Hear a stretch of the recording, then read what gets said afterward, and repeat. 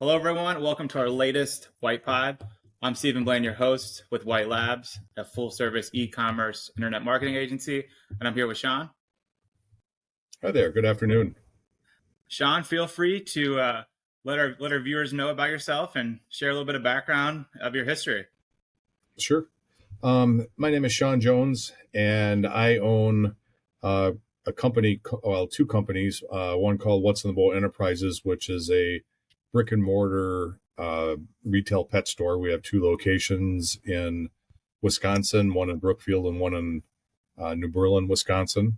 And then I also own a freeze drying company called Foodynamics, and we make a brand called Raw Dog Barkery. And then we also private label for about 50 other companies. That's great. And is that an e-commerce website? So our pet stores are brick and mortar, and of course we sell our products in our own pet stores. Raw Dog Barkery you can find it in over 275 stores. And we also have a website. It's www.rawdogbarkery.com. And consumers, if it's not located in a store near them, they can order it online. We don't sell on Amazon or any of the other marketplaces. And we do that out of respect for the brick and mortar pet stores that we're in. And you can usually find our product in what we call an independent neighborhood pet store. So it's not owned by a conglomerate. They might have a few locations or just one location, but they're generally family owned and operated stores. Gotcha. So what inspired you to get into this industry? Well, that's a good question. My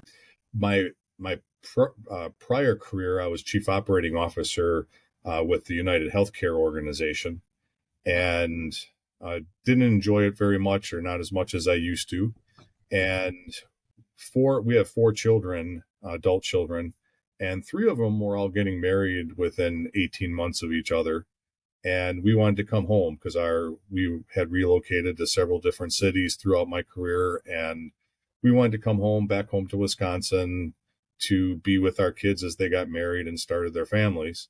And my wife is a retired teacher, and all of our lives we really had one of those things that just was a consistent thread in my entire life was for love of dogs. We had breeding, or my family members bred dogs when I was young, and I don't remember a time in my life where we didn't have dogs and cats. And we've always had a very serious, very, very serious opinion or love for nutrition in cats and dogs. So long story short, we opened up a very small pet store in 2016. When I say small, it was less than 900 square feet. And we really thought, well, the worst thing that could have happened is my wife would run the store and I'd have to get a job.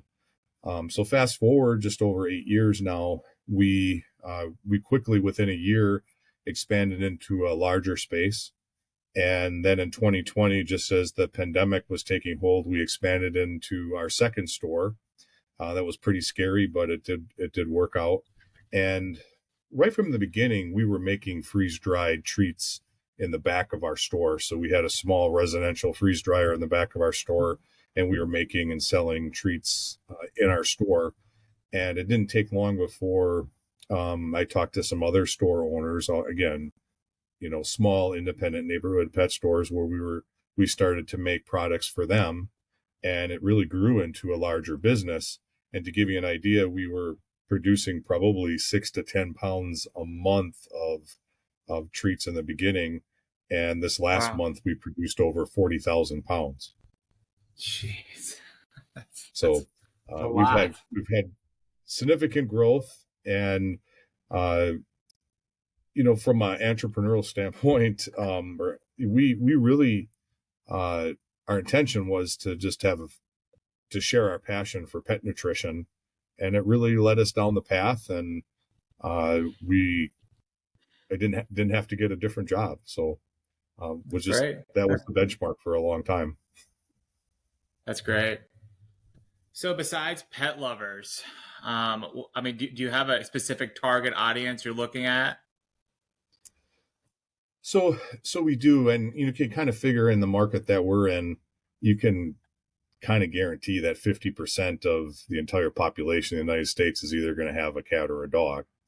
Um, Yeah, I have we both. we really target the premium end within the pet industry, and I think most consumers don't realize that 92% or more of all the pet products on the market today are actually made by just two companies, Mars and Nestle, the candy bar Yeah, companies, and not that they're not making quality products. But one of the things that I always tell our customers is even the worst physician on the planet would tell everyone that's listening that they should eat more real whole foods and less processed foods. yeah, And interestingly enough, the majority of pets in the country are eating almost exclusively incredibly processed foods. Actually, most pet foods on the market are more processed than anything that a human eats. And it really doesn't make any sense that you would say that, animals should be eating only processed food and synthetic vitamins. And sometimes people go as far as believing that real food or fresh food is dangerous and yeah. just never It's made wild. any sense to us. And I growing up, I don't remember my grandparents or my parents ever even feeding dog food to our dogs or cat food to our cats. It was always real food. And they were probably healthier, right? So you would think that the lifespans of our domestic cats and dogs are getting longer when they're statistically and significantly getting shorter. Um, from the time where I was growing up in the 70s and 80s, an average golden retriever is dying 5 to 7 years sooner than they used to just 30 years ago. Wow. And it's not all the food, but Yeah. food is definitely one of the components that contribute to a shorter lifespan. You could say lack of exercise. Mhm. I'm not a huge environmentalist, but anything that's probably not good for us is a lot worse for a cat or a dog to be exposed to. And then I think breeding too. You hardly ever hear of breeders today breeding for health. They're usually breeding for uh, behavior characteristics or appearance, not Yeah. necessarily health. So our domestic cats and dogs have the deck is really stacked against them. Makes sense. What are your best selling products? So everything that we make is freeze dried. So everything is made from real whole foods. So our top three selling products are going to be freeze dried liver, freeze dried chicken breast, and believe it or not, our third is freeze dried whitefish. Wow. And everything that our company makes, and this is definitely in contrast to the majority of pet food companies, everything that we make is definitely human grade, but we source directly from the same sources that grocery stores and restaurants source from.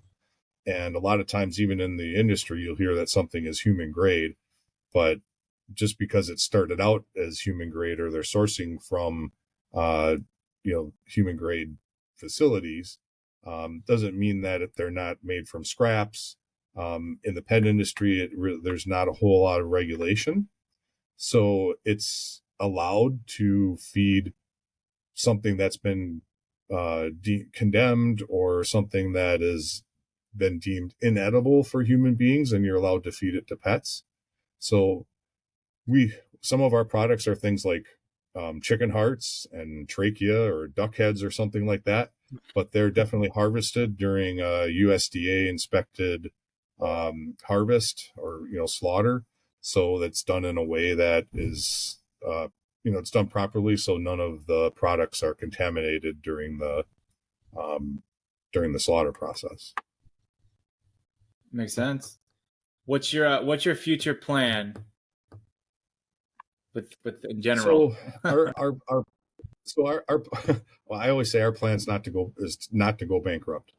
Um, we should be, yeah. we actually until we so our food production facility, we started making it in our stores, and then we quickly ended up moving into its own facility, but that really only lasted a year, and that was one of the mistakes I think we made. And believe me, we made plenty of mistakes along the way. um, one of the big mistakes was realizing that, even though our goal was to grow, but sometimes you think, okay, we're gonna lease this smaller facility and save money that way. We didn't really want to invest in a larger facility. So now we've done our third expansion, and we're a very large facility with very large bills. So our goal is to really be able to move into this facility. So we bought our first industrial freeze dryer, that came online in July of 2023. And our goal is to actually add probably 3 or 4 more in the facility that we're in. So each one of those, and we'll probably anticipate going with a bigger one the next time. So we'll quickly scale within probably the 18 months to well over 100,000 pounds of product being processed a month. Wow. What activities are you doing to promote the business at this point? So that it's interesting in our industry. We have and I shouldn't say I have a very, very personal passion for working with small businesses. So, maybe someone that it's a small independent neighborhood pet store, but maybe it's someone that just wants to start their treat business. So we are always going to, no matter how large our company would become, we don't have any minimum orders. We always want to be catering to those very small businesses or startups. But we also are making products for some of the larger pet food companies out there today. And we work with them. We go to national trade shows. Our next one is going to be in March in Orlando. And generally there's, hundreds of thousands of square feet of pet products being there.